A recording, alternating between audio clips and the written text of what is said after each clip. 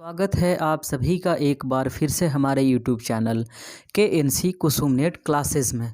तो जो साथी हमारे चैनल पे पहली बार आए हैं, सबसे पहले आप हमारे चैनल को सब्सक्राइब कर लीजिए।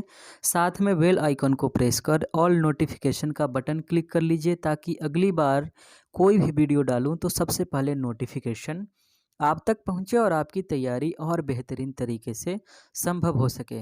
यह सेशन पूरी तरीके से ऑडियो सेशन होने वाला है, जिसमें हम लोग बात करने वाले हैं सबाल्टर्न इतिहास लेखन का आरंभ कब हुआ, और इसमें मुख्य तौर पे हमारी बातें होंगी। हमारे चर्चा के केंद्र में रहेगा सबाल्टर्न शब्द। तो आइए हम लोग उस पे बारी बारी से एक एक करके चर्चा करते हैं। आप हमारे साथ हमेशा की तरह चीज़ों को लिखते चलना, और लिखने से ज़्यादा आप समझने की कोशिश कीजिएगा, जैसा कि आप सभी लोग हमेशा करते हैं। तो सबसे पहले हम लोग बात करते हैं सबाल्टर्न स्टडीज़ के फाउंडर के रूप में रणजीत गुहा को जाना जाता है। और रणजीत गुहा भारत के इतिहासकार हैं, लेकिन वह उस दौर में लंदन में रह रहे थे। तो सबाल्टर्न इतिहास लेखन का प्रारंभ 1980 के दशक में होता है। तो एक एक करके आइए चर्चा होती है।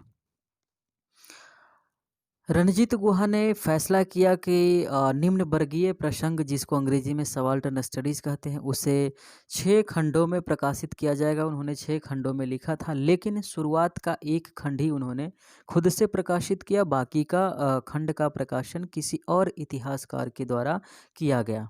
तो ध्यान रखिएगा, निम्न वर्गीय प्रसंग के जितने भी जो हिस्टोरियन हुए हैं, यानी सबाल्टर्न स्टडीज़ से रिलेटेड जितने भी हिस्टोरियन हुए हैं, उन्होंने भारतीय इतिहास लेखन के क्षेत्र में एक नई विचारधारा के रूप में उसे प्रतिस्थापित करने की कोशिश की है।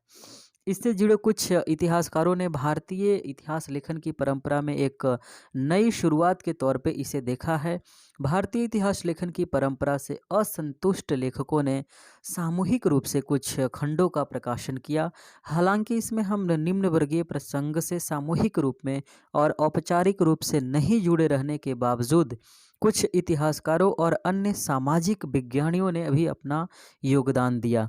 यानी कि कुछ ऐसे हिस्टोरियन भी थे, कुछ ऐसे लोग थे, कुछ ऐसे इंटेलेक्चुअल्स थे, जिन्होंने फॉर्मली सबाल्टर्न स्टडीज़ ग्रुप को ज्वाइन तो नहीं किया, लेकिन उन्होंने सबाल्टर्न इतिहास लेखन में अपना कंट्रीब्यूशन दिया है, उनका भी योगदान है।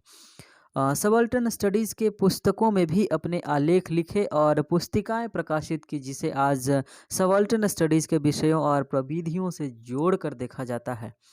रणजीत गुहा के कथन के अनुसार इसे हाशिए के शिक्षाविदों की मदद से आरंभ किए गए